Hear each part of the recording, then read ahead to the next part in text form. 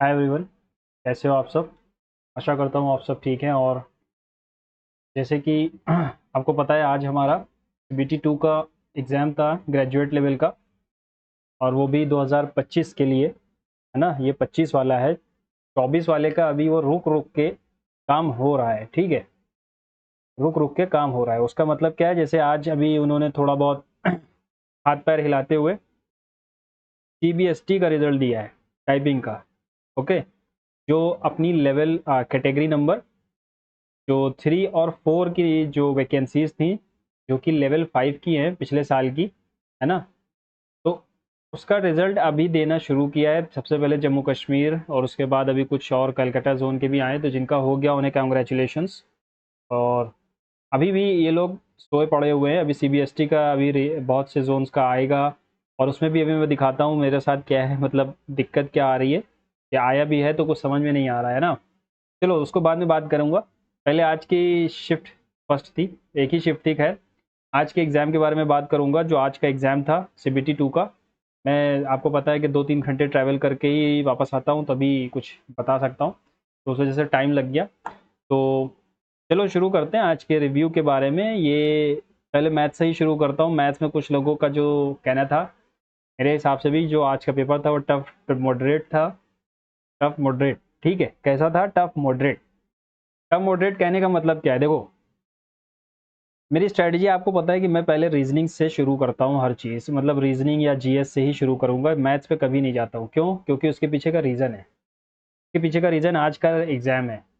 आज के एग्ज़ाम में लगभग 3 से 4 क्वेश्चन ऐसे थे जो आपको आराम से करने थे। मतलब ईजी वे में करने थे। आप अगर ज़्यादा जल्दबाजी करोगे मैथ्स में तो आप उसमें रह जाओगे, और उसकी वजह से जो आसान क्वेश्चन है वो आपको लीव करने पड़ जाएंगे। ठीक है, तो इसी वजह से मैं आपको बताता हूँ कि हमेशा रीजनिंग या GS पहले मैं अटेम्प्ट करता हूँ, मैथ्स बाद में। तो भाई आज भी मैंने किया, मैंने पहले GS और रीजनिंग अटेम्प्ट किए थे, और मैथ्स बाद में ही किया है। कोई उसमें दिक्कत नहीं है, कोई स्ट्रेटजी में चेंज नहीं था मेरे। ठीक है, तो आज का जो मैथ्स था वो थोड़ा टफ मॉडरेट के पास में था।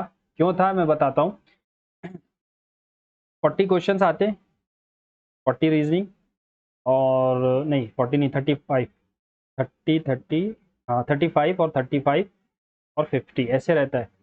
तो इसमें लगभग 5 क्वेश्चंस उन्होंने ऐसे दे दिए थे जो जिसकी प्रैक्टिस हल्की सी भी कम है तो उसको टाइम लगेगा, है ना।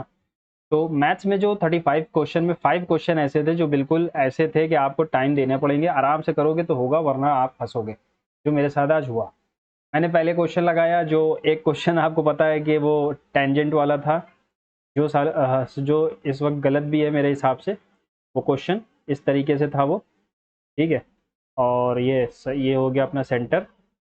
इजी क्वेश्चन था, कोई बहुत टफ नहीं था, लेकिन आंसर ही नहीं था। वो आंसर जो है वो 97.5 आंसर होगा उसका।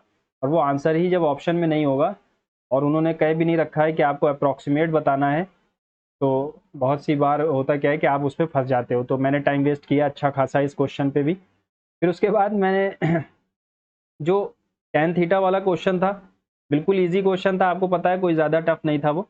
लेकिन मैं बार बार उसमें अंडर रूट 6 - 10 था, तो इसका आंसर जो होगा वो अंडर रूट, ठीक है, ये आ रहा था।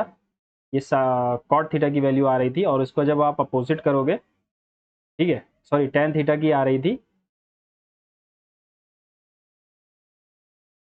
टेन थीटा की वैल्यू चाहिए थी, और उसमें 1/√6 - 10 था। तो इसको जब आप फैक्टराइजेशन करोगे तो होगा क्या कि √6 + 10 अपॉन 6 - 100 होगा, है ना। ये ऑप्शन होना था। मैं बार बार उसको 10 100 मैं समझ रहा था कि 10 पे भी रूट है, तो इस वजह से मैं बार बार 10 लिख रहा था, और 4 आ रहा था मेरा, तो उसमें भी मेरा टाइम वेस्ट हो गया। तो वही मैं बता रहा हूँ कि कभी कभी टफ मॉडरेट वाला काम हो जाता है। इजी क्वेश्चन थे, लेकिन मुझे इन सब चीज़ों में टाइम लग गया, की वजह से मेरा एक क्वेश्चन मैथ का इजी वाला छूट गया, है ना। बहुत इजी था वो, उसका अभी भी मलाल है मुझे। और बाकी मैंने 34 अटेम्प्ट किए हैं मैथ में।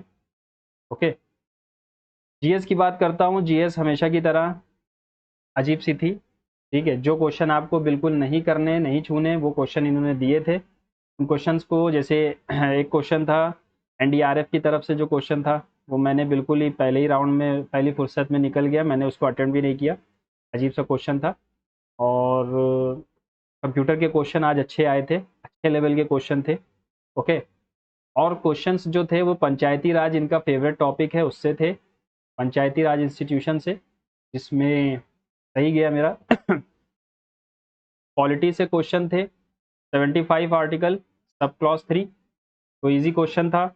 और इनकी जो फेवरेट है इंडस्ट्रियल पॉलिसी रेजोल्यूशन, ठीक है, फेवरेट टॉपिक है इनका, उससे भी था। 1991 के रिफॉर्म्स पर था शायद। जीएस में इजी क्वेश्चन थे, बहुत ज़्यादा टफ नहीं थे। करंट से बदलाव देखा गया है कि करंट से सिर्फ 7 से 8 क्वेश्चन है, बस 7 से 10 होंगे हद है, ठीक है, बस करंट से और क्वेश्चन ही नहीं थे। आज ज़्यादातर स्टैटिक से था, और वो भी स्टैटिक से एकदम ईजी क्वेश्चन थे। जीएस मतलब आपको दिक्कत नहीं देगी आज के पेपर में, तो इसी वजह से मैंने जीएस में जो है कितने होते हैं, 40 होते हैं, मैंने शायद 33 लगाए हैं 40 में से। ओके, 6-7 क्वेश्चन मैंने जो बिल्कुल अजीब से थे वो मैंने छोड़े भी हैं, 6 क्वेश्चन छोड़े हैं, ठीक है। अब बात करते हैं रीजनिंग पे। रीजनिंग सबसे ईजीएस्ट पार्ट था, सब आपको पता है, ईजीएस्ट पार्ट था, लेकिन टाइम टेकिंग था, ये रियलिटी है। ये कोई इसको डिनाई नहीं कर सकता कि आज की रीजनिंग टाइम टेकिंग नहीं थी। मैथ्स भी टाइम टेकिंग था, ओके, रीजनिंग भी टाइम टेकिंग थी, सब कुछ। आज जीएस बस आसान था, बाकी सब टाइम टेकिंग था, तो उसकी वजह से आपको हो सकता है पूरे 1.5 घंटे लग जाएं पूरे पेपर को सॉल्व करने में। बाकी धुरंधर तो बैठे हुए हैं 120 के 120 अटेम्प्ट करने वाले, ठीक है, वो तो आंसर की आती है तब पता चलता है एक्यूरेसी क्या है उनकी, है ना। एक्यूरेसी पर ही आज का रिजल्ट, मतलब रिजल्ट आरआरबी में तय हो जाता है। तो मेरे हिसाब से जो सेफ अटेम्प्ट मैंने खुद के कितने लगाए हैं, मैंने खुद 112 लगाए, ठीक है, जिसमें एक मैथ्स का छोड़ा है, और शायद 6 या 7, हाँ 7 मैंने जीएस में छोड़े। ओके।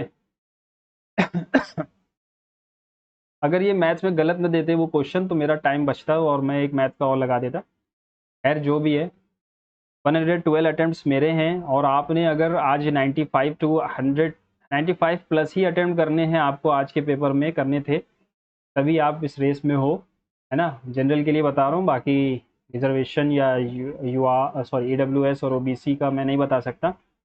जनरल के लिए मैं बता रहा हूँ कि 95 प्लस तो आपको अटेम्प्ट करने थे ही, ठीक है, तभी आप इस रेस में रहोगे, क्योंकि नो डाउट पिछले साल से पेपर जो है वो इस बार का टफ है। फिर से मैं बोल रहा हूँ कि नो डाउट पिछली बार से इस बार का टफ है, लेकिन टफ होने के साथ साथ आप कंपटीशन को देखो। अब ये जो आरआरबी के एग्ज़ाम है ये क्या कहते हैं उसको, कंसेक्यूटिव होने लगे हैं, तो इस वजह से अब कंपटीशन इसमें बढ़ेगा। आपने टियर 1 की कट ऑफ में देख लिया होगा, पिछली बार कट ऑफ 76 77, हद है तो 80 जा रही थी, इस बार कट ऑफ 90 छुई है, ठीक है, कहीं किसी किसी जोन पे। तो आप कंपटीशन का पता लगा सकते हो कि अब कंपटीशन पुराना जैसा नहीं है, ठीक है। तो टफ पेपर बनाया, अच्छा किया, लेकिन टफ नहीं बनाया, मतलब मॉडरेट प्लस ही था, टफ नहीं था, लेकिन टाइम टेकिंग था। जो टाइम मैनेजमेंट कर ले गया उसका पेपर आसान से हो रहा है। बाकी आपने क्या अटेम्प्ट किया है कमेंट्स में ज़रूर बताना, है ना, ज़रा इंगेजमेंट रखो इस चैनल पर। और क्या अटेम्प्ट किया, कैसे आपने ठीक किया, कौन से क्वेश्चन आपके फंसे। मेरा तो मैंने बता दिया कि मैथ्स में 2 क्वेश्चन मेरे गलती हो जाती है कभी कभी, एक बार गलती हुई, दूसरी बार गलती हुई तो थोड़ा पैनिक हो जाता है, कोई बात नहीं। अब मैं बात करता हूँ अपने जो सीबीएसटी की टाइपिंग का रिजल्ट है। देखो ये लोग दे रहे हैं, सच में यार इन लोगों के जैसे लग रहा है कि मुझे क्या कहूँ मैं, ये आधा आधा रिजल्ट देने की क्या ज़रूरत है। अब यहाँ पर क्वालिफाइड हूँ कि नहीं हूँ यहाँ पर लिखा होना था, मेरे हिसाब से लिखा होगा तभी तो पता चलेगा, या फिर नहीं लिखा है तो इसको मैं ये मान लूँ कि मैं मुंबई नहीं जा रहा हूँ। ओके, तो आपका क्या कहना है इस पे बताइएगा। आपका रिजल्ट अगर है तो इस पर क्या लिखा हुआ है मुझे नहीं पता, लेकिन मेरे रिजल्ट पे तो कुछ भी नहीं लिखा हुआ है। और इसका मैं मतलब क्या समझूँ, ना समझूँ, हाँ समझूँ, रिश्ता पक्का समझूँ, क्या समझूँ, ठीक है। तो ये मेरा रिजल्ट है सीबीएसटी का पिछले साल का। टाइपिंग मेरी अच्छी गई थी, अराउंड 20 वर्ड्स, 2200 2100 वर्ड्स मैंने लिखे थे, की स्ट्रोक किए थे, और एक्यूरेसी भी अच्छी है यार, इतनी दूर आया हूँ तो एक्यूरेसी भी अच्छी होगी। बाकी आपने कितने अटेम्प्ट किए, किस जोन से हो ज़रूर बताना। मेरा जोन आपको पता है, मेरा जोन जो है वो प्रयागराज है, सॉरी भोपाल है इस बार। पिछली बार प्रयागराज था, इस बार भोपाल है ना। तो किस जोन से हो तुम लोग ज़रूर बताना। मिलते हैं अगली वीडियो में, goodbye and see you soon.